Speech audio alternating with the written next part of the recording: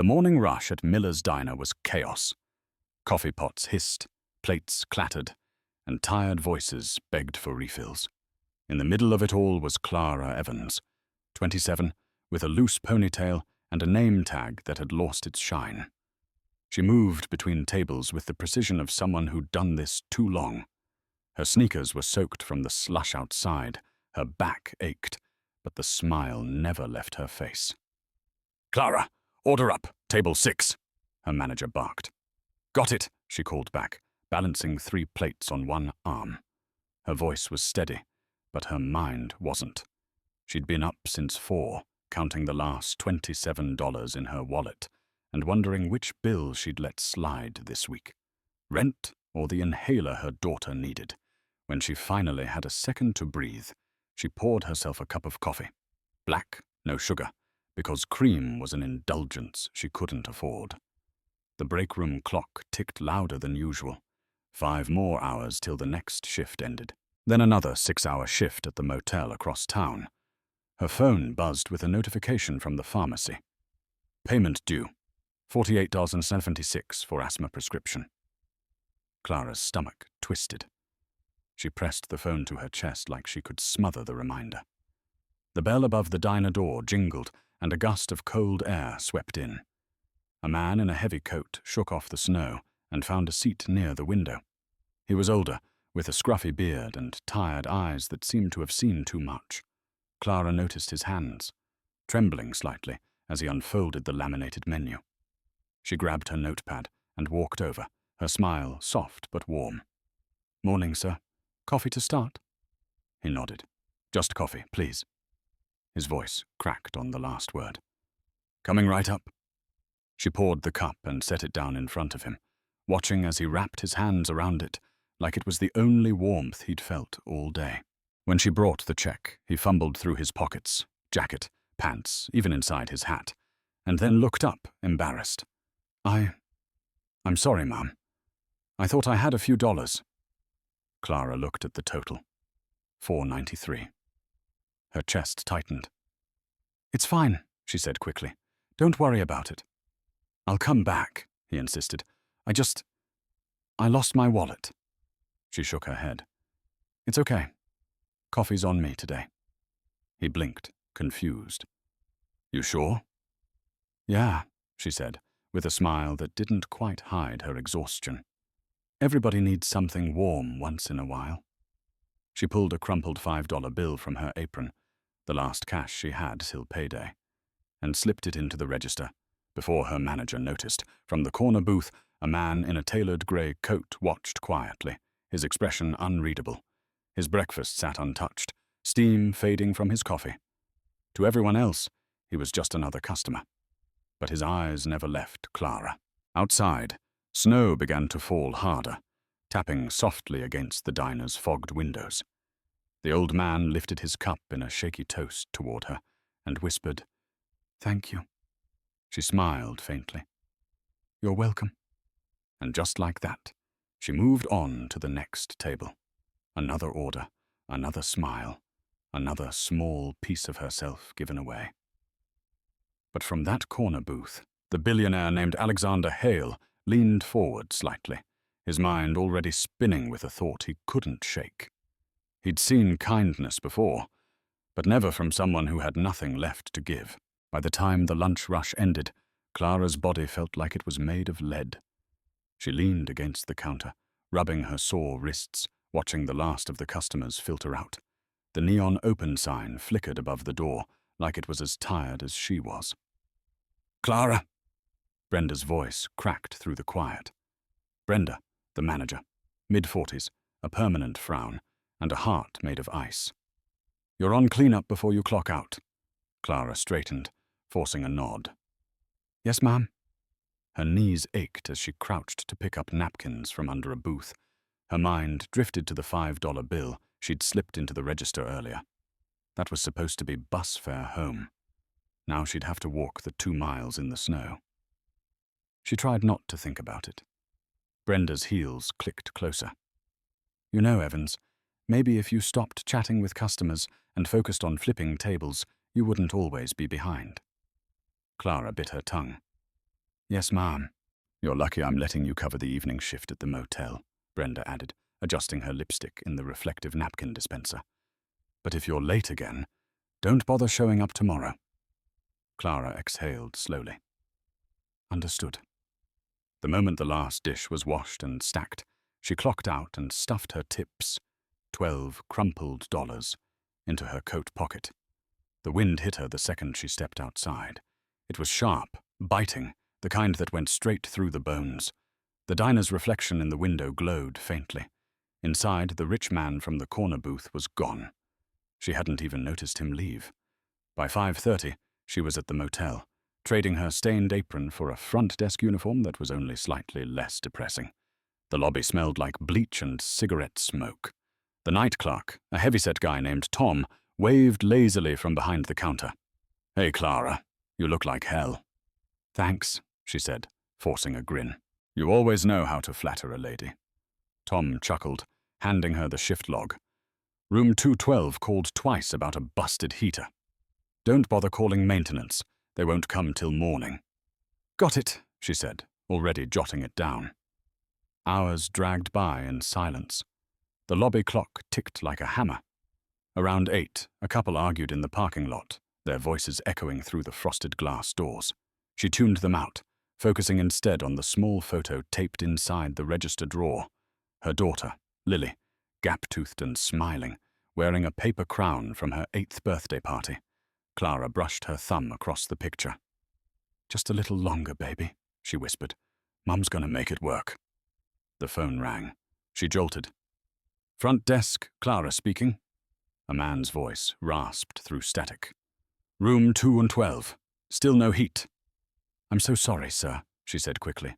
"We'll have it fixed first thing in the morning." "Morning doesn't help me tonight," he snapped, then hung up. She sighed, setting the receiver down gently.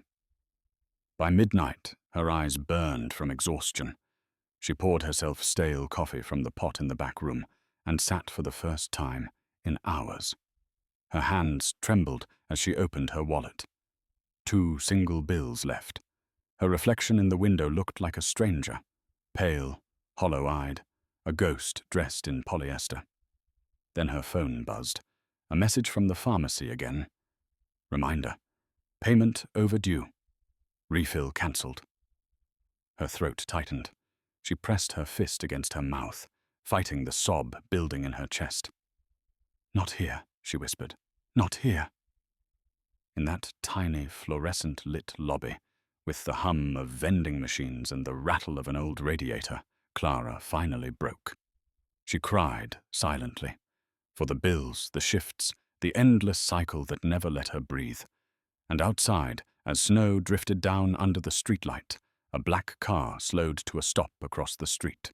Inside, Alexander Hale watched the motel door, remembering her face and the way she gave her last $5 to a stranger. Rain came down in sheets the next morning, the kind that turned streets into rivers and umbrellas into useless decorations. Clara tightened her thin coat around her shoulders and trudged toward Miller's diner. Her socks were already soaked through, her fingers numb. She hadn't slept, just closed her eyes for a few minutes before Lily's cough pulled her back into reality. Inside the diner, the smell of bacon and coffee hit her like a memory she couldn't escape. Same cracked tiles, same flickering sign. Same empty look from Brenda as she handed over the time card. "You're late again," Brenda said without looking up. "Bus broke down," Clara muttered.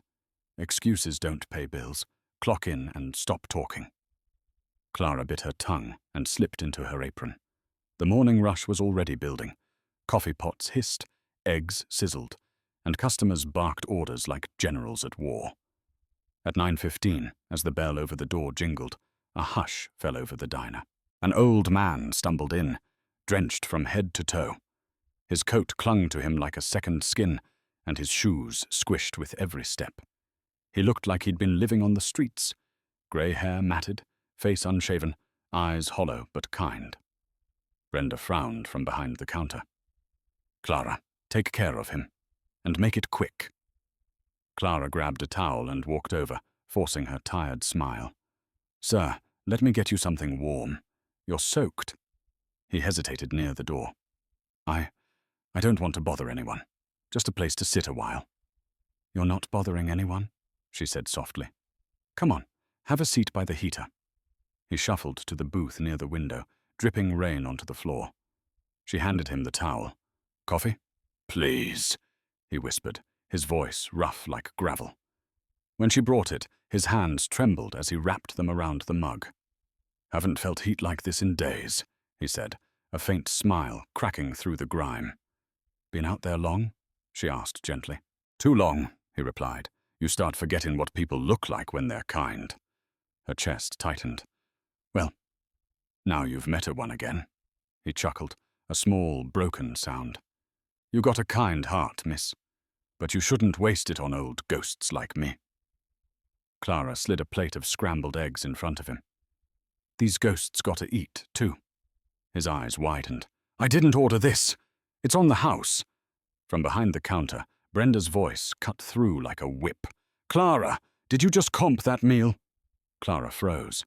"He hasn't eaten, Brenda. This isn't a charity. You pay for it or it comes out of your check." The old man's head dropped. "Please, I didn't mean to—" "Stop," Clara said firmly. She reached into her apron and pulled out her wallet. Inside was one bill, a crumpled $5 note. She smoothed it out and placed it on the counter. "Take it from me."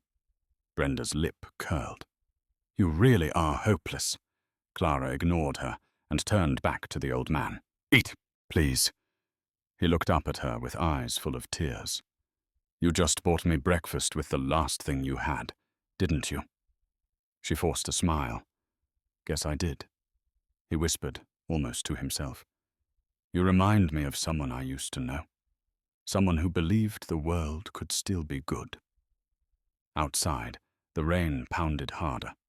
But inside that tiny booth, something quiet and rare passed between them. Gratitude without words. And in the corner booth across the diner, a man in a charcoal suit watched everything unfold, his hand tightening around his coffee cup. For the first time in years, Alexander Hale felt his heart move. The storm outside hadn't let up. It turned the windows into blurred mirrors, catching bits of neon light from the street.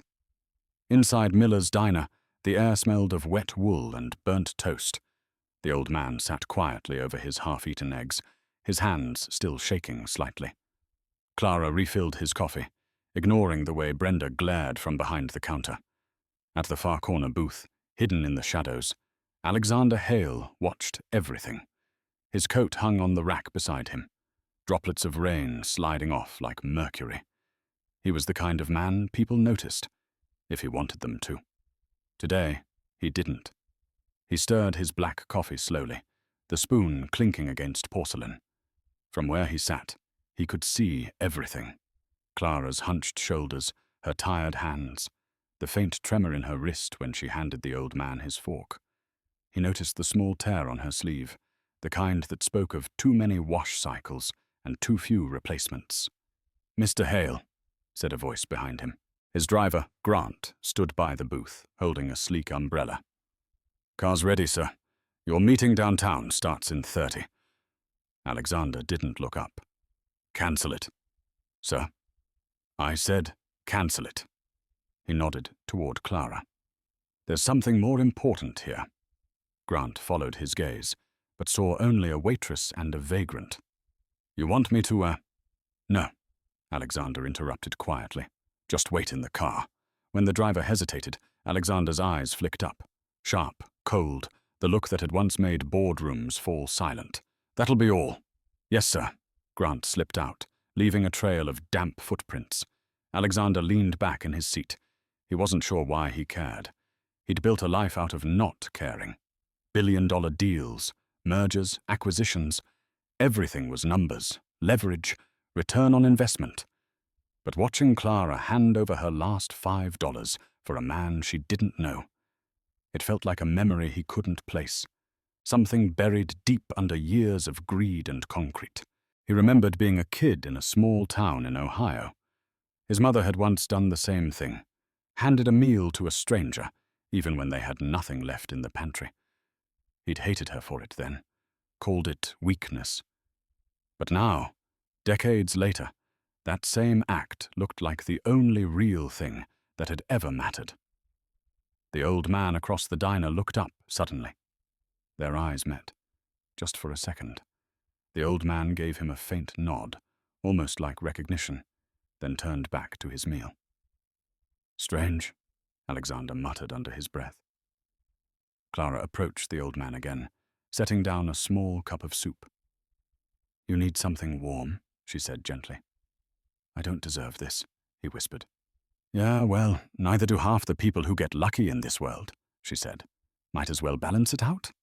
Alexander almost smiled. Balance? That was what she'd called it. He'd spent his life tipping scales in his favor. Maybe that's why he couldn't look away now, because she was doing what he'd forgotten how to do.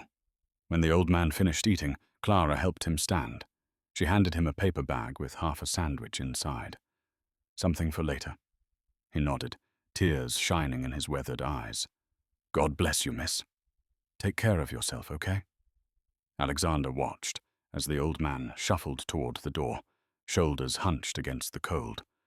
Clara wiped down his table, humming softly to herself. When she passed by Alexander's booth, she offered a polite nod. "Everything all right with your meal, sir?" He hesitated. "Yes," he said finally, his voice low. "More than all right." She smiled, tired but kind, then moved on without realizing who he was, or what that small act of kindness had just set in motion. For the first time in years, the billionaire didn't feel powerful. He felt human. The bell over the diner door jingled again, letting in another blast of cold air. The old man was gone. The last thing Clara saw was his shaky hand clutching the paper bag she'd given him as he disappeared into the rain. She felt lighter somehow, though she couldn't explain why. Maybe because, for once, she'd done something right, something human. But that brief calm shattered the moment she turned back toward the counter. Brenda stood there, arms crossed, face red as the ketchup bottle beside her. "Clara, office now." Clara froze, heart sinking. She glanced at the clock. "Brenda, I just need to clear table 4. Now," Brenda snapped. "You're not deaf." The diner fell quiet. The regulars, the trucker with his crossword, the couple by the window, pretended not to stare. Clara walked behind the counter, her wet sneakers squeaking on the tile. Inside the tiny office, Brenda slammed the door shut. "Do you think I'm running a soup kitchen?" "What?" "You gave that man a free meal, out of my inventory." Clara rubbed her temples. "He didn't have money, Brenda. It was freezing out there. I don't care if he was the Pope." Brenda's voice cut through the room like broken glass. "Company policy. No free food, no exceptions. You think I can just give everything away and still pay the bills?"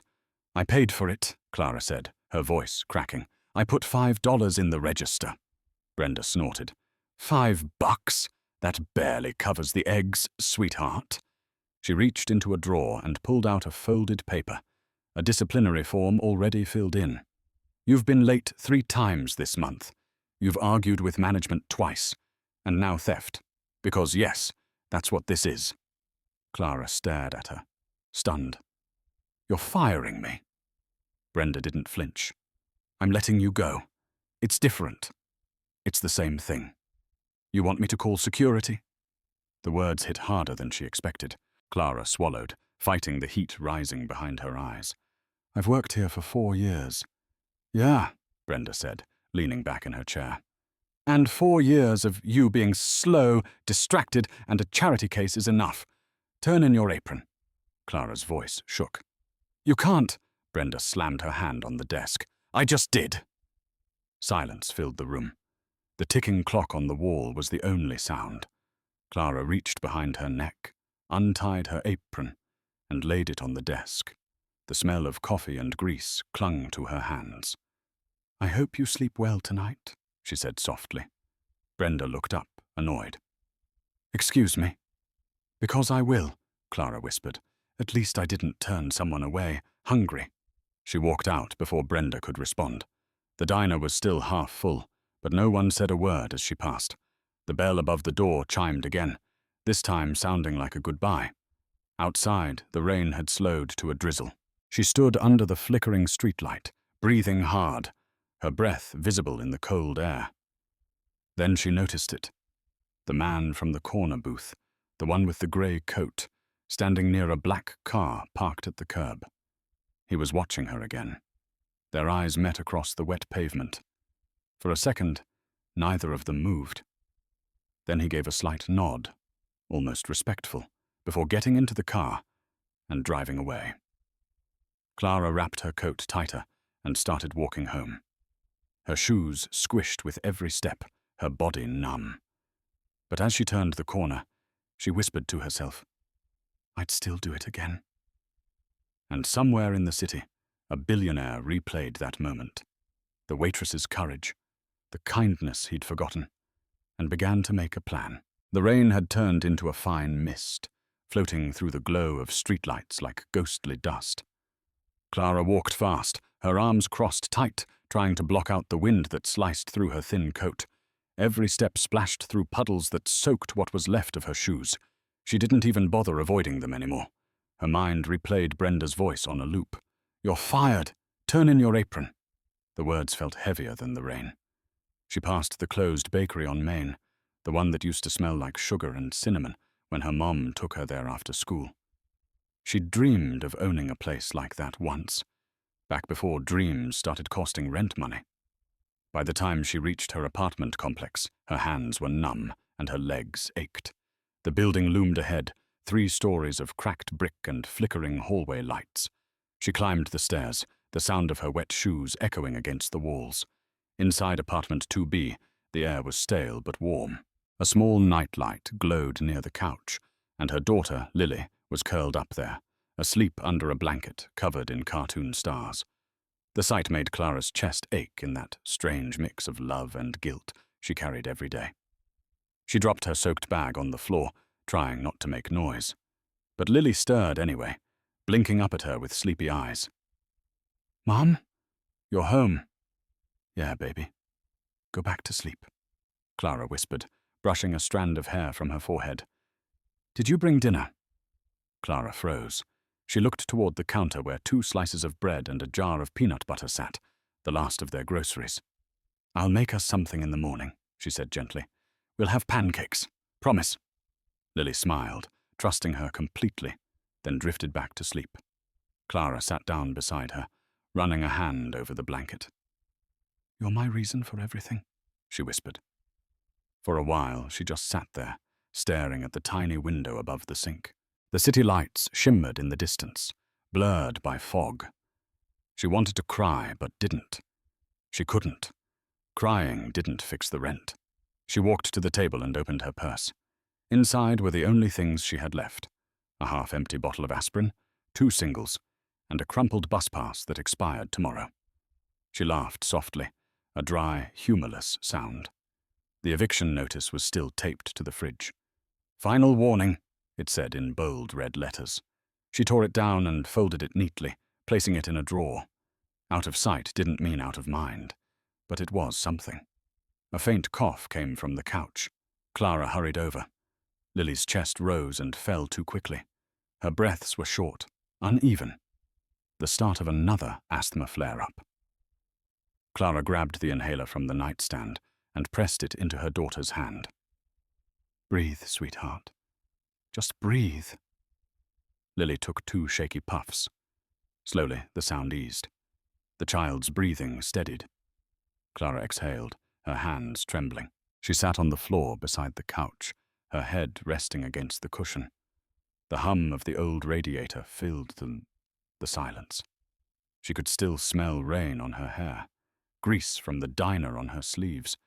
It hit her then. She had no job, no backup plan, no money for rent, no refill for the inhaler. Tomorrow would come, but she had no idea what she'd do when it did. Her phone buzzed once on the table, a text from an unknown number. "You did the right thing." She blinked, confused. There was no name attached, no reply option. Just that single line. She looked out the window, half expecting to see someone in the street. But there was only the 4 hall, and the faint hum of the city. Somewhere out there, a billionaire couldn't sleep either, because for the first time in years, someone had reminded him what doing the right thing felt like. The sound of rain had finally stopped, replaced by the steady drip from the cracked gutter outside the window. Morning light seeped into the small apartment, pale and unforgiving. Clara sat at the kitchen table, staring at the eviction notice she'd taken down the night before. The red letters seemed even louder in daylight. Lily was still asleep on the couch, her small chest rising and falling in soft rhythm. The inhaler sat beside her like a silent guardian. Clara took a deep breath, forcing her shoulders straight. Today, she told herself, she'd fix it somehow. She always did. She heated water in a dented kettle, pouring it over the last spoonful of instant coffee. The smell filled the kitchen, bitter but comforting. Her reflection in the window looked tired, eyes shadowed, hair tangled, but determined. A knock startled her. She froze, mug halfway to her lips. 3 sharp knocks again. She opened the door to find Mr. Lewis, her landlord, standing there in his brown jacket, the one with the torn pocket. He wasn't cruel, just tired. The kind of man who'd seen too many promises broken by people who meant well. "Morning, Clara," he said, shifting awkwardly. "Morning," she replied, forcing a smile. "I gave you extra time last month, remember?" he began. "But this can't keep happening. The new owners are pushing hard on collections. I've got to file the eviction papers by Friday if the balance isn't paid." Her stomach sank. "Please, Mr. Lewis, just 1 more week.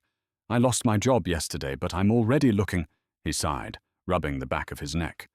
"You're a good tenant. You keep the place clean. But it's not up to me anymore." She nodded, swallowing hard. "I understand." He hesitated, then added gently, "There's a food pantry down on 3rd. Tell them I sent you. They'll help with groceries." "Thank you," she whispered. When he left, the apartment felt even smaller. She sipped her coffee, staring at the peeling paint on the wall. Her phone buzzed again. Another text from the pharmacy. Payment overdue. Prescription cancelled. She threw the phone onto the couch, burying her face in her hands. "What do you want me to do, God?" she whispered. "What else can I give?" A small voice behind her said, "Mom?" Lily stood there, rubbing her eyes, hair sticking up in every direction. "You're crying." Clara wiped her cheeks quickly. "No, baby, just allergies." "You don't have allergies." Clara smiled weakly. "Then maybe I'm leaking." Lily giggled and climbed onto her lap, wrapping her arms around her neck. "We'll be okay, right?" Clara hesitated only a second. "Yeah, sweetheart. We always are." After breakfast, toast and the last bit of peanut butter, Clara pulled on her coat. "You stay with Mrs. Parker downstairs today, okay? I've got to go find work. Can I come?" "Not this time, honey." She kissed her forehead. "I'll be back before dinner." The sky outside was a washed-out grey, the kind of color that made the city look tired too. She walked for hours, restaurant to restaurant, store to store, asking the same question. "Are you hiring?" Most said no. A few took her number out of pity. By noon, her feet throbbed and her stomach growled. She stopped at a park bench, watching the clouds drift low over the buildings. That's when her phone buzzed again. A new message from an unknown number. "Go back to the diner. Tell them Alexander Hale sent you." Her breath caught. She read it twice, then 3 times. The name didn't sound real.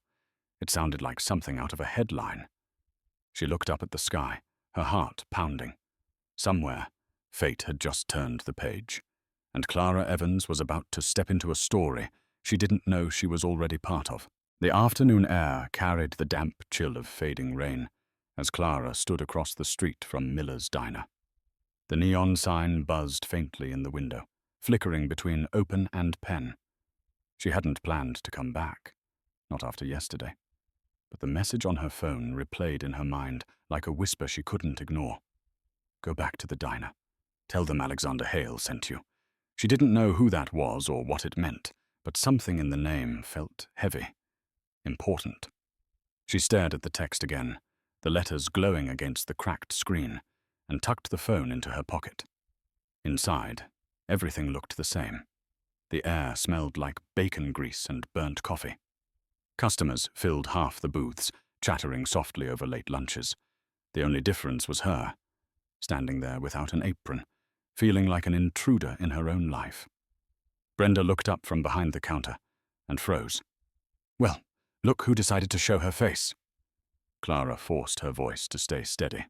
"I just need to talk to you. If you're here to beg for your job back, don't bother." Brenda wiped her hands on a towel. "We already filled your shift." Clara hesitated, then said, "I got a message. Someone told me to come here, to tell you Alexander Hale sent me." Brenda blinked, the sarcasm fading from her face. "Who?" "Alexander Hale," Clara repeated. "Does that name mean anything?" For a second, Brenda's eyes flicked toward the back corner booth, the one where that quiet man had sat 2 days ago. Then her expression hardened again. "Never heard of him." Clara's stomach dropped. "Please," he said. "Enough!" Brenda's tone cut like ice. "You're not welcome here anymore. Leave before I call the cops." Clara opened her mouth, then closed it again. The diner spun with noise. Clinking dishes, a laughing child, a song crackling faintly from the jukebox. The world kept going, like her life hadn't just stopped. She turned toward the door, her hands shaking. "Wait." The voice didn't belong to Brenda. It came from one of the booths. A man in a dark suit stood up, adjusting his tie. He was middle-aged, tall, and composed in a way that made everyone else in the diner seem smaller. "You're Clara Evans?" Clara froze. "Yes." He smiled politely, though it didn't reach his eyes. "Mr. Hale asked me to meet you here." Brenda frowned. "Who are you?" "Thomas Grant," he said smoothly, "Mr. Hale's assistant." He reached into his coat and placed an envelope on the counter. "He wanted this delivered personally." Brenda eyed it suspiciously. "What is this?" "A tip," Grant replied, "for exceptional service." Clara blinked, confused. "But He turned to her. "Mr. Hale said you'd understand." And with that, he walked out, leaving the door swinging behind him. For a long moment, no one spoke. Brenda snatched the envelope and tore it open. Her jaw dropped. Inside was a check. The diner went quiet as she read the number aloud. $100,000. Clara felt the air leave her lungs. "That can't be real." Brenda's face had gone pale. "Who is this guy?" Clara whispered. "He was sitting right there, the night you fired me." All eyes in the diner turned toward her. The waitress who'd given away her last $5 was now the name on a check that could change everything. Clara stepped back, dizzy, her heart pounding so loud it drowned out the noise around her. Outside the window, a sleek black car idled across the street. Behind the tinted glass, Alexander Hale watched as she clutched the envelope, the beginning of a debt he intended to repay, not with money, but with something deeper. For the first time, Clara realized her story wasn't over. It was only beginning. Clara stood frozen in the middle of Miller's diner, the check trembling in her hands. The room had gone silent except for the faint hum of the coffee machine. Every face, every customer, every co-worker was turned toward her. She didn't know whether to laugh, cry, or run. Brenda broke the silence first. "Let me see that again." Clara stepped back. "It's mine." "Don't be ridiculous," Brenda snapped, snatching the check out of her hands. "This has to be some kind of mistake. You don't just hand out $100,000 for a cup of coffee." Clara's pulse raced. "He said it was for me." "And who exactly is he?" Brenda demanded. Clara's voice came out shaky. "Alexander Hale." At that name, a murmur rippled through the diner. Someone whispered, "You mean the Alexander Hale? The billionaire?" Brenda scoffed. "Oh, please. You expect me to believe that a man like that came into my diner and tipped you 6 figures?" Clara looked at her squarely. "Yes, because he was sitting right there when you fired me." Brenda's smirk faltered, just for a second. "Even if this is real, you were on my shift." You were my employee. Technically, that money belongs to the diner. The words hit Clara like ice water. You're not serious. I'm dead serious, Brenda said, straightening her apron. Anything earned during work hours is company property. That's policy. Policy, Clara repeated, her voice trembling with anger. You fired me in front of everyone. You humiliated me. You called me a thief. Brenda's tone sharpened. And maybe I was right. Maybe this whole thing is a scam you cooked up. The customers started murmuring louder, some standing now, phones already out. The tension hung thick in the air. Clara took a step forward. You think I'd lie about something like this? About a man I didn't even know? Brenda folded her arms. I think people like you get desperate and do stupid things. People like me? Clara repeated. Brenda smirked. You know what I mean.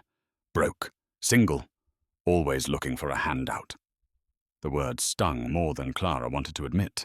She could feel her face flush, a mix of humiliation and fury rising in her chest. You know what's funny?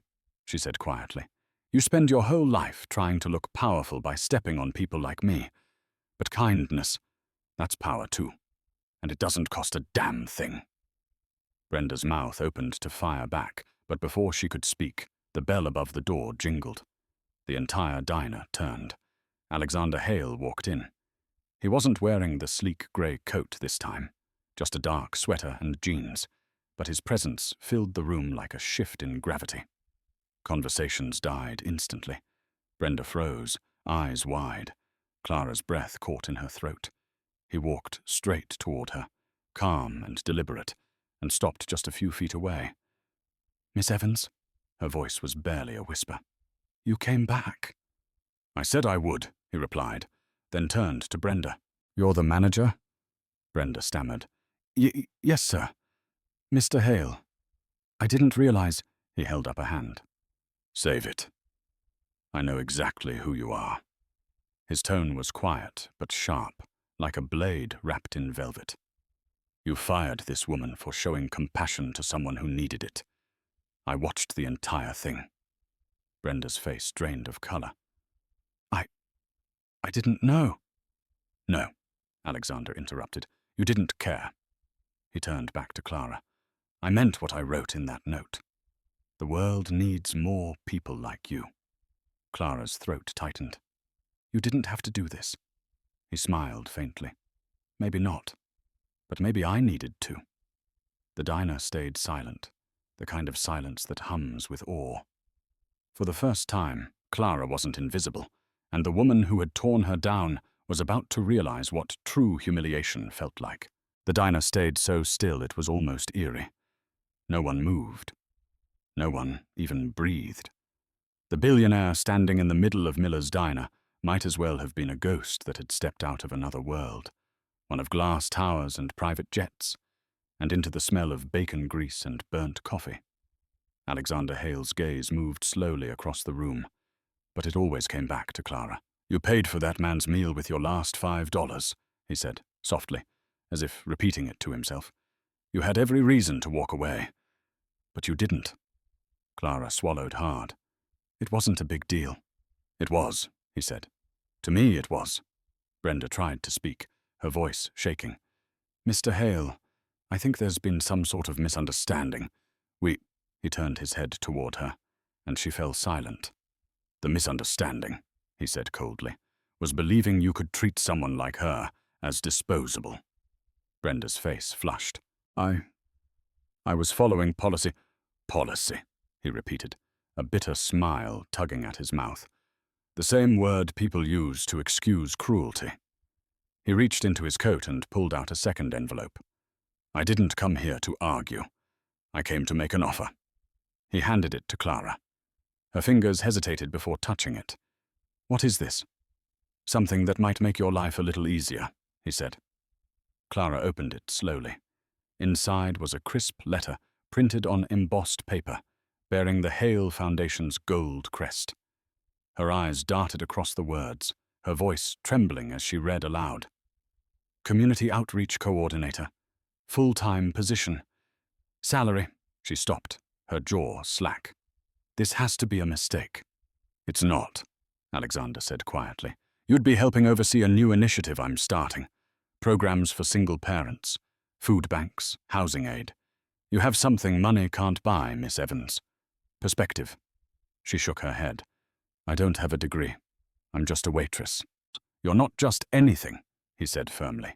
You're the kind of person this world needs to run things that actually matter. The room was so quiet, Clara could hear the hum of the neon sign outside. Brenda looked like she'd turned to stone. This is too much, Clara said, tears forming.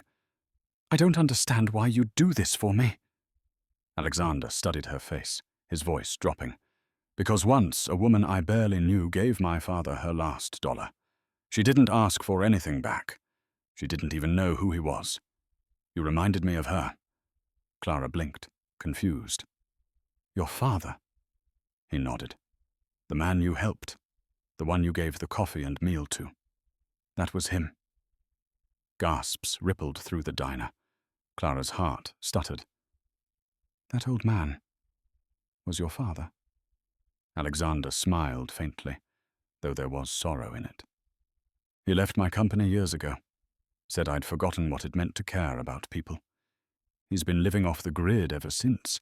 But he came home last night, told me about a woman who treated him like a human being when no one else did.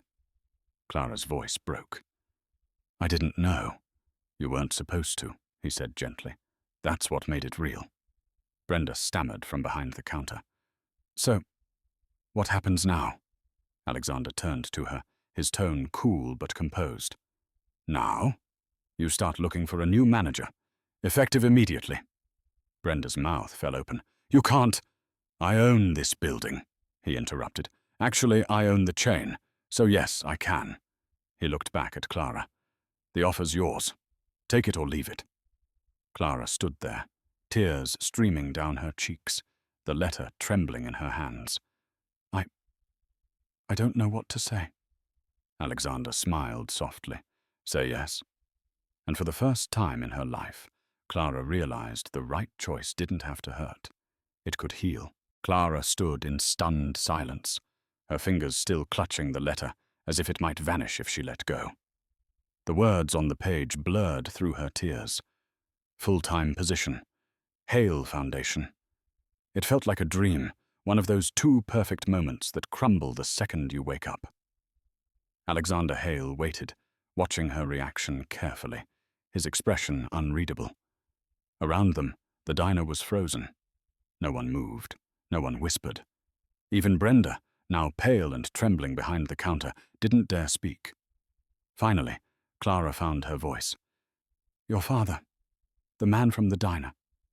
He really was him. Alexander nodded. Robert Hale. He's been gone for years. My team searched, but he didn't want to be found. Said he was tired of money, of the world I built. Clara blinked, struggling to process. He didn't look like someone who came from... She stopped, afraid of sounding rude.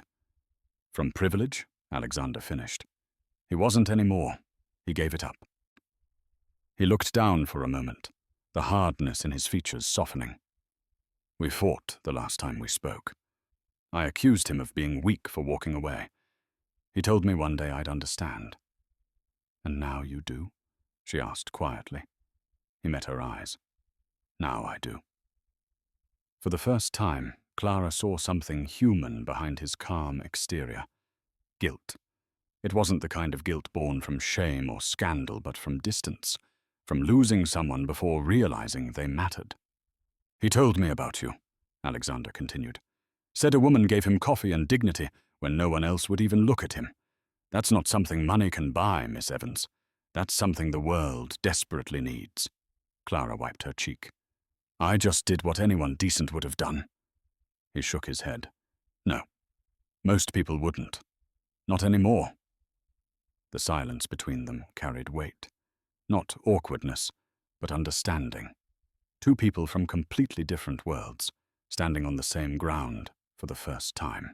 Behind the counter, Brenda finally found her voice. So what? She gets a new life because she handed a sandwich to a stranger. That's ridiculous.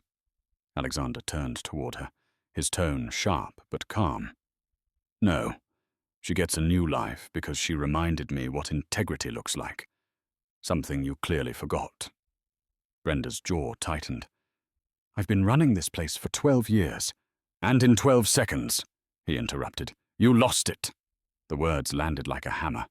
Brenda's face went crimson. She stormed into the kitchen, slamming the door behind her. Clara turned back to him. You didn't have to humiliate her. He tilted his head slightly. Maybe not, but she needed to learn the difference between control and cruelty. Clara glanced down at the letter again, her voice shaking. You're offering me a job at your foundation. Why me? There are people more qualified. Alexander smiled faintly. Maybe, but I'm not hiring a resume. I'm hiring a heart. She let out a shaky laugh, half disbelief, half gratitude. This doesn't feel real. It's real, he said, but it's also a choice. You can take the job, or you can walk away and pretend this never happened. Her hands trembled. And if I say yes?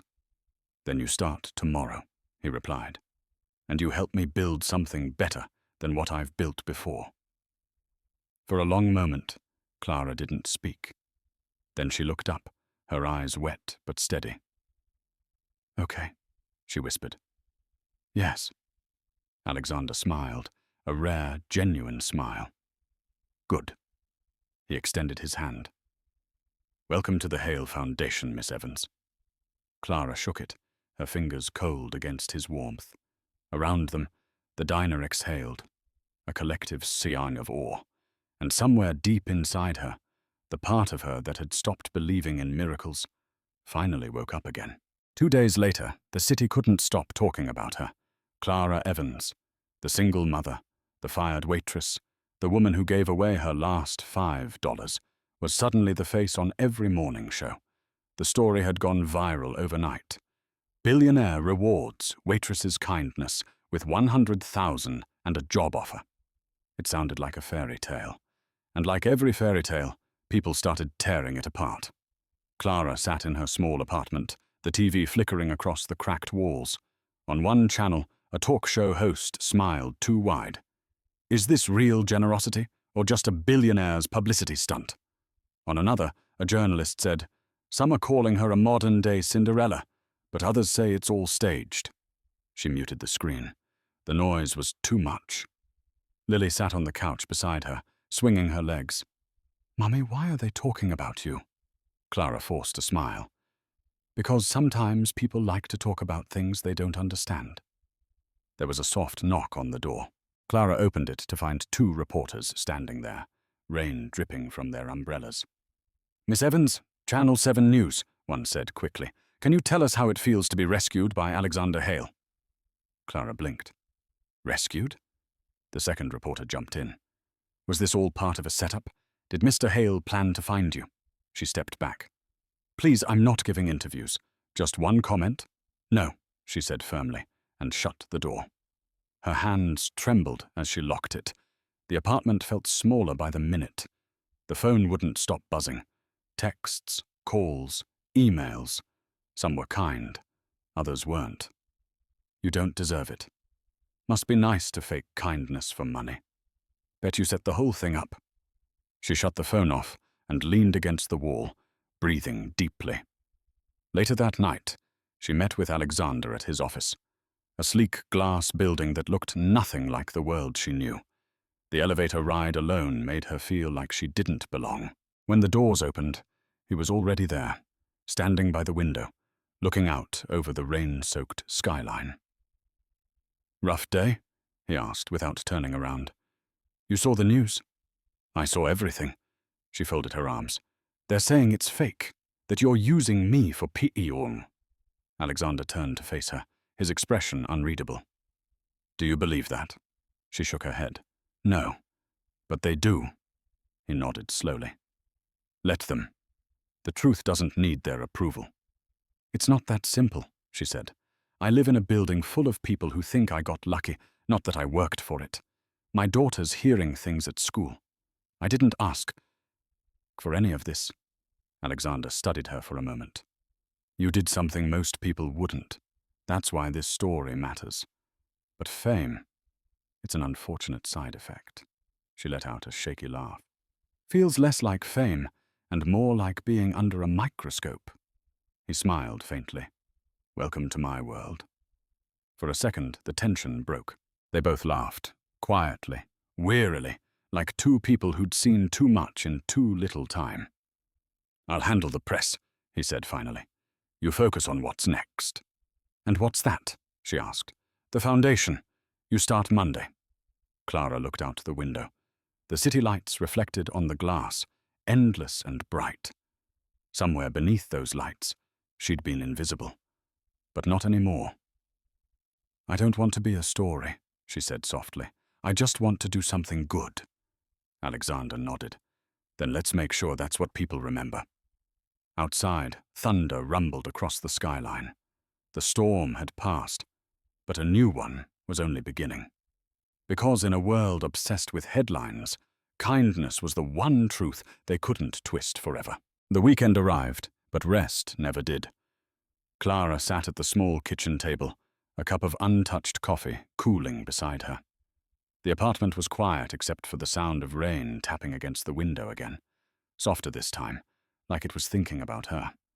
She stared at the photo taped to the fridge, her and Lily, both grinning at a summer fair 2 years ago.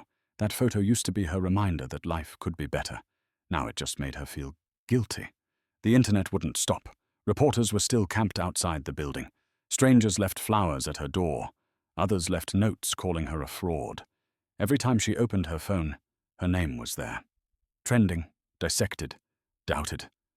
But through all the chaos, one thought haunted her. The old man. Robert Hale.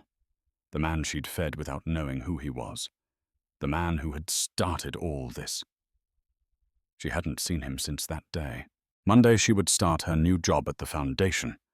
But she couldn't shake the feeling that something was unfinished. He'd changed her life. But she'd never had the chance to thank him properly. So she grabbed her coat. Mom? Lily's voice came from the couch. Clara turned. Hey, sweetheart. Go back to sleep. I just need to run an errand. In the rain? She smiled faintly. Don't worry. It's just a short one. Lily nodded sleepily. Bring back pancakes. I'll try, Clara whispered, closing the door behind her. The streets glistened under streetlights, reflecting the red and gold of passing cars. She started at the diner. Empty now, chairs flipped on tables. Brenda was gone for good. The new manager locked up early. Clara stood under the awning, staring at the spot where he'd sat that day, his trembling hands wrapped around a cup of coffee. Where would he go? Her breath came out in clouds as she pulled her hood tighter. She walked to the park 3 blocks away, the one where she'd sometimes seen homeless men huddled near the benches. She checked each one. Empty. At a nearby shelter, a volunteer looked up when Clara entered. Can I help you? She hesitated. I'm looking for someone. Older man, maybe late 60s. Grey beard, soft voice. His name's Robert. The woman smiled kindly. Honey, we get a lot of Roberts. This one, he's different, Clara said. You'd remember him. The volunteer's eyes softened. You mean the one with the fancy family name? Clara's heart jumped. You know him. He was here 2 nights ago. Quiet man. Didn't take the bed we offered, just a blanket and a sandwich. Left before sunrise. Did he say where he was going? She shook her head. Said he had to see someone. Said it was time. Clara stood there, a chill running down her spine. Thank you. The volunteer called after her as she turned to leave. Hey, he left something. Clara froze. The woman reached under the counter and pulled out a folded piece of paper, slightly damp at the edges. Said to give this to a woman named Clara, if she ever came looking. Her throat tightened as she took it. Outside, she unfolded the note under the glow of a street lamp. The handwriting was shaky, but careful. You gave me warmth when I thought the world had forgotten how. You reminded my son what kindness looks like. Don't let the world take that from you. Robert Hale. Clara pressed the note to her chest, tears mixing with the rain. Somewhere in the city, she knew, he was out there, maybe watching, maybe gone. But his words wrapped around her like that same blanket she'd given him with his coffee. And for the first time, she realized this story wasn't about luck or money. It was about the chain of kindness she'd unknowingly kept alive. By Monday morning, the clouds had cleared, but Clara's thoughts hadn't. The note from Robert Hale sat in her purse, folded neatly beside her bus pass. She'd read it at least 20 times since finding it, each word both comforting and heavy. Now, standing in front of the Hale Foundation's glass doors, she felt like an imposter. People in suits hurried past her, their heels clicking across polished floors that smelled faintly of cedar and money. She clutched the strap of her bag tighter, her heart pounding. "Miss Evans?" a voice said. She turned to see Thomas Grant, Alexander's assistant, waiting near the elevator. Same pressed suit, same unreadable expression. "Right on time. Mr. Hale's expecting you." The elevator ride was silent. The city shrank beneath them as they climbed higher and higher until the doors opened to a sunlit office lined with tall windows. Alexander stood near the glass, hands in his pockets, looking out at the skyline. When he turned, the usual cold precision in his eyes had been replaced by something softer. "Good morning, Clara." She smiled nervously. "I still can't believe this is real." He gestured toward a chair. "Sit. We have something to talk about." Her stomach tightened. "That sounds serious." "It is," he admitted. "You deserve the truth. About my father. About all of this." Clara sat slowly, her pulse quickening. Alexander took a deep breath. "My father and we weren't close. I built my first company when I was 23, and he said success was turning me into someone he didn't recognize. He left before my 35th birthday. Just walked out of his penthouse and disappeared. No contact. No explanation." Clara frowned. "That must have been hard." He nodded slightly. "I spent years looking for him. Hired private investigators. Nothing. Then one night, my driver called. Said I needed to see something. He'd seen an online article, a photo of a waitress giving her last $5 to a homeless man. He met her eyes. "That was you." She blinked, confused. "Wait, that's how you found him?" Alexander nodded. "I recognized him instantly. My father had aged, but it was him. Sitting in your diner, wearing the same coat he used to wear when I was a kid. The one my mother patched a dozen times." Clara's breath caught. "So when I helped him, you gave him something I never could," Alexander said quietly. "Peace, he came home after that. Told me the world wasn't broken, just the people who forget how to care." She felt her throat tighten. "He came back because of that day?" "Yes. Because of you." The room went still. Clara didn't know whether to cry or apologize. "I didn't even know who he was. I just saw someone who needed help." "And that," Alexander said, "is exactly why he trusted you." For the first time since meeting him, his voice trembled slightly. "He died last night. He died last." The words hit her like a punch to the chest. "Oh my God." "He passed peacefully," Alexander said, his tone low. "But before he did, he asked me to tell you something." He pulled out a small envelope and placed it on the desk between them. "This was for you." Clara's hands shook as she opened it. Inside was a short note, written in that same shaky handwriting. "Thank you for seeing me, not what I'd become." She covered her mouth, tears spilling over. "I wish I could have said goodbye." Alexander's voice softened. "You already did, with a cup of coffee." For a long moment, neither of them spoke. The city stretched out behind them, vast and glittering, but it felt far away. And in that silence, Clara understood. The kindness she thought was small had healed a family she never knew she'd touched. Clara sat across from Alexander, her fingers still gripping the note his father had written. The words blurred as fresh tears welled up, falling onto the paper.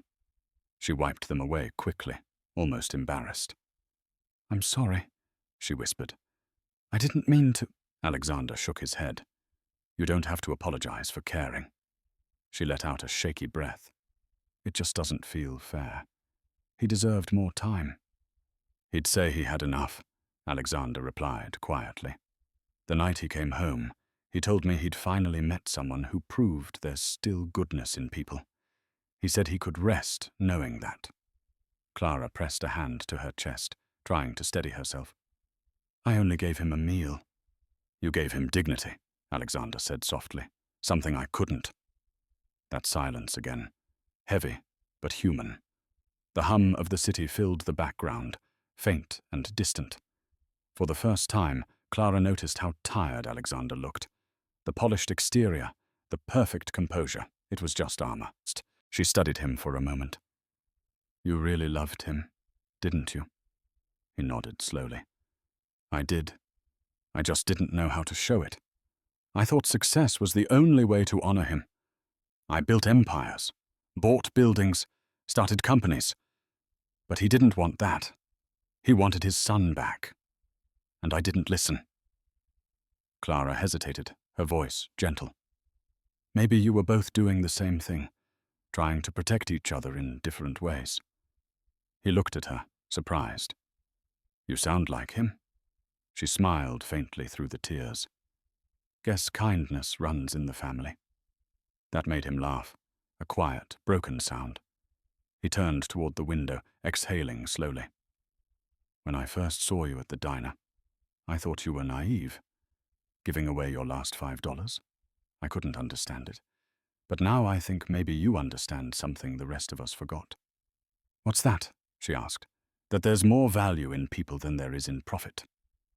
Clara's throat tightened again. You know, when I saw your father that day, I didn't think about money. I thought about my mom. She used to tell me that when life takes everything from you, the only thing you can still give is kindness. Maybe that's all we really own. Alexander turned back to her, something shifting in his eyes, a kind of recognition, like she'd said something he'd been waiting to hear his whole life. He sat down beside her, his voice low. You sound like the kind of person my father wished I'd become. She looked at him, her voice barely a whisper. You still can. He froze, the words hitting harder than she could have known. I don't think it's that easy. It's not, she said, but maybe it's simple. He leaned forward, elbows on his knees, running a hand over his face. I've spent years building walls so high that I forgot what it felt like to actually care about someone who couldn't give me anything back. And now he's gone. Clara placed a hand on his arm. Then start now. Carry what he taught you. Don't let his lessons die with him. Alexander didn't move for a long time. Then slowly he nodded. You know, I've spent years around boardrooms full of people who wanted something from me. But this, he gestured between them. This feels real. Clara smiled softly. That's because it is. He met her eyes, voice quiet. Thank you. For what? For reminding me that I still have a heart. The city outside was still mosey, still cruel, but in that glass office high above it all, something fragile had begun to heal. Not just for him, but for her too. And in that moment, two broken people realized they weren't alone in the pieces anymore. The following morning, sunlight cut across the office blinds, streaking the conference table in gold. Clara sat at one end, a notepad open in front of her, still too nervous to write. It was her first full day at the Hale Foundation, and despite everything that had happened, it didn't feel real. Alexander entered quietly. No suit today. Just a dark shirt, sleeves rolled up, eyes tired but alive. He set his coffee on the table and smiled. You showed up early. Clara tried to joke, though her voice trembled. Old habit. When you're a waitress, being late means losing your shift. He chuckled. Well, here it just means you get the good coffee before the staff drinks it all. She smiled, grateful for the warmth in his tone. Then his expression shifted, serious again. I want to start something new, he said, something in my father's name, and I want you to help me design it. Me? She asked, surprised. Yes, you. He leaned forward. I can write checks, build buildings, hire experts. But none of them know what it's like to live the way my father did. You do. You've worked 3 jobs. You've been broke, ignored, dismissed. That perspective is exactly what this place needs. Clara looked down at her notebook, overwhelmed. I don't know how to run a foundation. You don't have to. You just have to care. We'll figure out the rest. She hesitated, then nodded. Okay. So what are we building? He tapped a pen against the table. I was thinking about my father, how he left because he felt the world didn't care about people anymore. I want to prove him wrong. We'll start with community centers. Food, housing help, job placement. Real support for people who fall through the cracks. Clara smiled softly.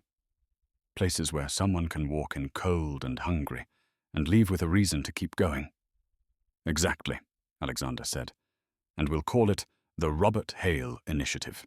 The name hung in the air, tender and powerful at once. Clara wrote it down, her hand trembling slightly. He'd like that, she whispered. Alexander's gaze softened. I think so too. They spent hours talking, sketching ideas, mapping out plans on yellow notepads.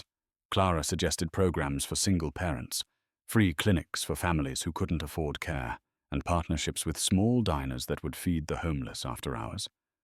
Alexander listened to every word. At one point, she stopped and said quietly, I keep thinking about your father's note, about how he said, you reminded my son what kindness looks like.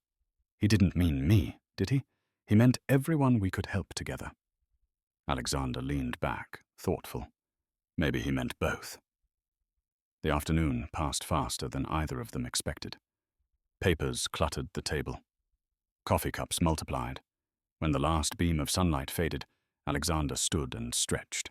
You realize we've been here 8 hours straight? Clara laughed, rubbing her eyes. I can't feel my hand anymore. He smiled. That's how you know you're doing something that matters. She looked up at him, something warm rising in her chest.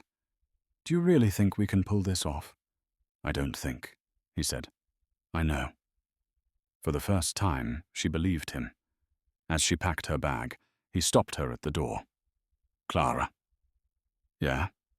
He hesitated, his voice quieter. Thank you for saying yes. She smiled, eyes glimmering. Thank you for asking. As she walked out into the fading city light, the weight she'd carried for years felt a little lighter. She wasn't the broke waitress anymore. She was part of something that could change lives, something born from loss, rebuilt with hope. And for the first time in forever, both of them were finally creating more than wealth. They were creating redemption. Within a month, the Robert Hale Initiative was all over the news. But this time, the headlines weren't about scandal or speculation. They were about change. Former waitress leads new charity revolution. From coffee cups to community centers, a billionaire and a waitress unite for good. Clara stood in the lobby of their first community center, a renovated brick building that once housed an old grocery store. Fresh paint, new windows, the smell of hope still wet on the walls. Volunteers buzzed around, unloading boxes of donated clothes, stacking shelves with canned food, and setting up tables for free meals. She watched it all with quiet amazement. I still can't believe this is real, she murmured. Alexander, standing beside her in rolled-up sleeves, handed her a clipboard. Believe it. You built this. She laughed softly. You wrote the check. He shrugged. Money's just paper. You gave it a heartbeat. As the doors opened for the first time, people from the neighborhood began to trickle in. Families, veterans, single mothers. One woman with 2 small children stopped at the entrance, eyes wide. Clara walked over with a warm smile. Hi there, she said gently. Welcome to the Hale Center. Can I help you with anything? The woman hesitated. I just heard there was food. There's plenty, Clara said. And you don't have to explain yourself. The woman's shoulders dropped, her eyes filling with relief. Thank you. Watching her walk inside, Clara felt something she hadn't felt in years. A deep, quiet peace. By noon, the place was full. Volunteers served soup and sandwiches, while local musicians played near the door. A little boy started laughing as he chased his sister around the tables, the sound echoing like sunlight. Alexander leaned against the counter, watching the crowd. "You hear that?" Clara tilted her head. "What?" "That's what hope sounds like," she smiled. "It's louder than I expected." Outside, a group of reporters had gathered, snapping photos through the glass. Clara stepped away, uncomfortable. "I wish they'd stop making this about me," she muttered. Alexander followed her gaze. "They'll move on eventually. Let them have their story. We'll keep writing the real one." She turned to him. "You think people will keep coming?" "They will," he said confidently. "Because you built this for the right reasons. You didn't wait for the world to change. You changed it yourself." Just then, a familiar voice called from behind. "Clara Evans?" She turned. It was Brenda, her old boss from Miller's Diner. The sight froze her. Brenda looked smaller somehow, her confidence stripped away. She held a paper bag awkwardly in her hands. "I heard what you were doing," Brenda said quietly. "Brought some baked goods from the diner. Figured you could use them." Clara blinked in surprise. You came all the way here for that?" Brenda shrugged, avoiding her eyes. "Guess I owe you one. Maybe more than one." For a moment, neither woman spoke. Then Clara smiled softly. "Thank you, Brenda. Everyone's welcome here." Brenda nodded, her throat tight. "Yeah, I can see that." As she left the bag on the counter, Clara watched her walk out into the sunlight, shoulders lighter than when she'd arrived. Alexander stepped closer, his voice low. "You forgave her." Clara looked out at the crowd, her eyes shining. "If this place means anything, it has to start there." He smiled. "You're going to change more than this neighborhood, Clara. You're going to change people." She looked back at him, the laughter and music swelling behind them. And for the first time, she realized she hadn't just rebuilt her life. She'd helped rebuild everyone else's, too. 3 months later, the Robert Hale Initiative held its first official press conference. Cameras lined the entrance of the new downtown community center, a modern glass building that gleamed beneath the afternoon sun. Reporters from every major outlet waited on the steps, microphones ready. Inside, Clara paced the hallway, clutching her note cards. Her heart thumped against her ribs like a drum. "I can't do this," she whispered to herself. Alexander appeared beside her, calm as always, adjusting his tie. "You've handled worse." "I've handled coffee spills and rude customers," she said. "Not national television." He smiled. "Same thing, really. Just more expensive microphones." She couldn't help but laugh, the tension easing for a moment. "Easy for you to say. You've been doing this your whole life." "True," he said, "but I've never done this with someone who actually matters." That made her look up. His expression was gentle, steady, and something in it anchored her. The stage manager peeked in. "You're up in 5. Clara took a breath so deep it almost hurt. "Okay, let's do this." When she stepped onto the stage, the crowd erupted in flashes. The lights were blinding, the hum of voices overwhelming. She stood behind the podium, gripping the sides to stop her hands from shaking. Alexander stepped back, giving her the spotlight. "Everyone," he said, "this is Clara Evans. She's the reason this foundation exists." Applause rolled through the room like thunder. Clara blinked against the brightness, forcing a smile. "Hi," she began, her voice small at first. "I'm not used to speaking to so many people. Usually the only crowd I faced was the breakfast rush." A few people laughed. That helped. She continued, steadier now. "A few months ago, I was just a waitress trying to keep my daughter fed. I never thought one small act could change anything. But it did. And not because of money or luck, but because kindness has a way of finding its way back to you." She paused, scanning the audience. "Robert Hale taught me that. Even when the world turned its back on him, he never stopped believing that people could be better. This foundation is proof that he was right." Her voice cracked on the last line, but she didn't hide it. Then from the corner of the stage, a figure moved forward, a man with a gentle posture and kind eyes that made the room gasp. It was Robert Hale. Clara froze, her mind spinning. "What?" Alexander smiled, stepping closer to the microphone. "My father wanted to be here today. He recovered better than any of us expected." The old man, alive, frail but smiling, walked slowly toward Clara. The cameras clicked like rain. When he reached her, she covered her mouth, tears spilling over. "Mr. Hale," she whispered. "I thought—" He placed a trembling hand on hers. "You thought right," he said softly. "But life gave me one more sunrise. I wasn't going to waste it." The crowd went silent. "I came here," he continued, turning to the audience, "to remind everyone that the world isn't broken. It's just waiting for people like her to fix it." Clara hugged him tightly, the room erupting into applause. When she pulled back, she whispered, "You scared me." He chuckled. "Good. That means I still matter." Even Alexander laughed at that, his eyes glistening. The applause grew louder, echoing through the hall. For once, the story wasn't about wealth or charity or redemption. It was about connection. As the crowd stood, cameras flashing, Clara looked out over the sea of faces and realized something simple but powerful. Kindness really does come back, sometimes in ways too miraculous to understand. And that day, under the bright lights and applause, the waitress who gave her last $5 found something even greater. Family. The night after the press conference, the city seemed quieter. Maybe it was her, Clara thought, walking home with her coat pulled close and her heels clicking against the sidewalk. The chaos had finally settled. The cameras, the reporters, the endless noise. It was all fading. Her phone buzzed in her pocket. A message from Alexander. "You did great today. My father hasn't smiled like that in years." She smiled to herself, tucking the phone away. The truth was, she hadn't done it for the headlines or the praise.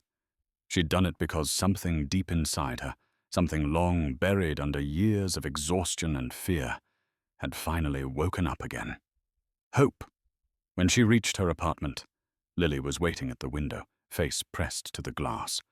The second Clara stepped inside, the little girl ran to her and threw her arms around her waist. "Mommy, I saw you on TV," Clara laughed, scooping her up. "You did?" "Yeah, you looked so pretty. Mr. Hale said you're a hero." Clara smiled softly. "I'm no hero, baby. I just helped someone who needed it." Lily tilted her head. "Isn't that what heroes do?" Clara paused, her eyes stinging. "Maybe it is." They ate dinner together. Real dinner this time, not toast or leftovers. Clara had stopped keeping track of what she couldn't afford. For the first time in years, she could breathe. After tucking Lily into bed, she sat by the window with a cup of tea, watching the city lights flicker below. The wind carried faint sounds of laughter from the street, a reminder that the world kept spinning no matter how broken it felt. A knock came at the door. Clara frowned and opened it to find Brenda, the last person she ever expected.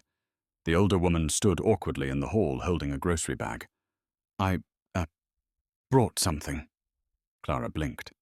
"Brenda?" Brenda shrugged, looking embarrassed. "The diner's been doing better since you and Mr. Hale came around. Thought I'd say thanks and sorry for everything." Clara's voice softened. "You didn't have to." "I did," Brenda interrupted. "You were right. I forgot what this job was supposed to mean. Feeding people, not just serving them. Guess I got lost somewhere in the middle." Clara stepped aside. "Come in. The tea's still hot." They sat at the small table, steam curling between them.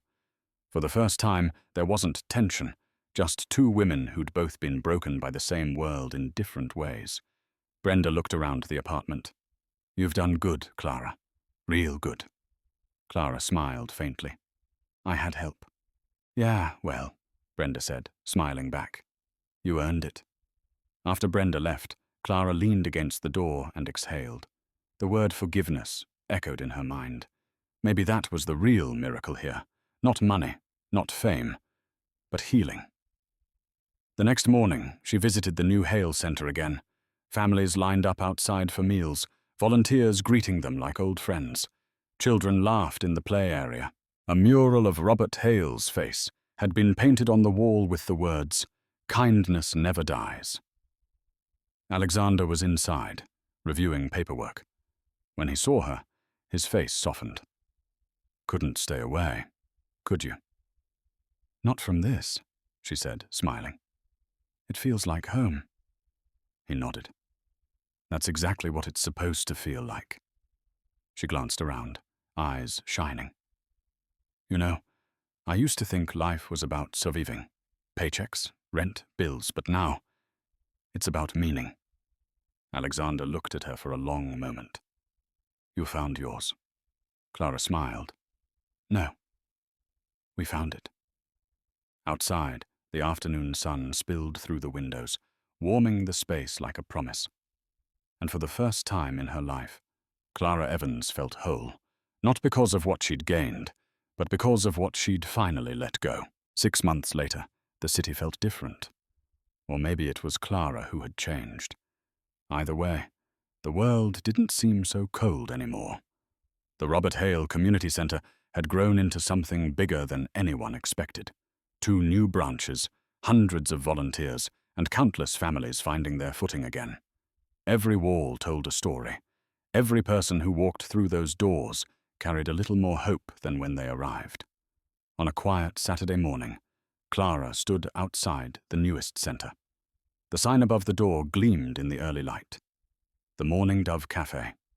Coffee for all. She smiled. It was the same name her mother had once dreamed of owning for her own bakery.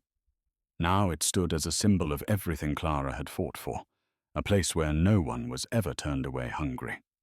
Inside, the air smelled of cinnamon and coffee beans. The chatter of customers filled the space, parents laughing with kids, volunteers wiping tables, an old jukebox humming a soft tune in the corner.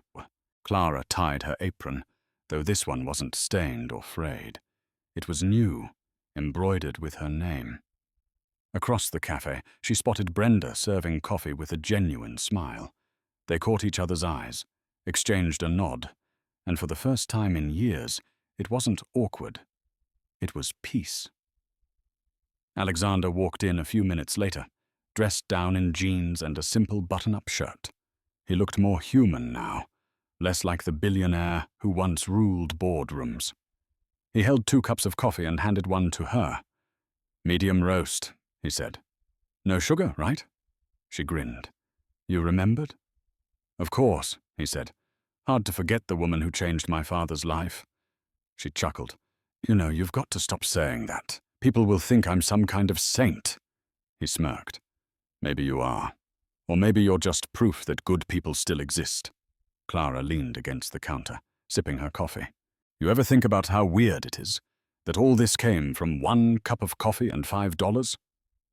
Alexander nodded, his gaze distant but warm. "It's funny. I used to think big change only came from billion-dollar ideas. Turns out it starts with small acts nobody notices, until they do." She looked around at the crowd. Families laughing, friends hugging, people who looked like they finally belonged somewhere. "I think your dad would have liked it here," she said softly. Alexander smiled, eyes glimmering. "He would have loved it." Just then, Lily ran in from the back, holding a tray of muffins twice her size. "Mum, Mr. Hale, we sold out of blueberry again." Clara laughed. "Guess we'll have to bake more." Lily puffed up proudly. "Can I help?" "Always," Clara said, brushing flour off her daughter's cheek. Alexander watched them, a quiet smile playing at his lips. "You two are unstoppable," he said. Clara laughed. "We've had good practice." Outside, the first snow of the winter began to fall, soft flakes drifting past the window. The cafe glowed warmly against the grey city street, like a beacon for anyone lost or lonely. A man in a worn jacket hesitated at the door, his hands trembling from the cold. Clara noticed him immediately. She opened the door before he could turn away.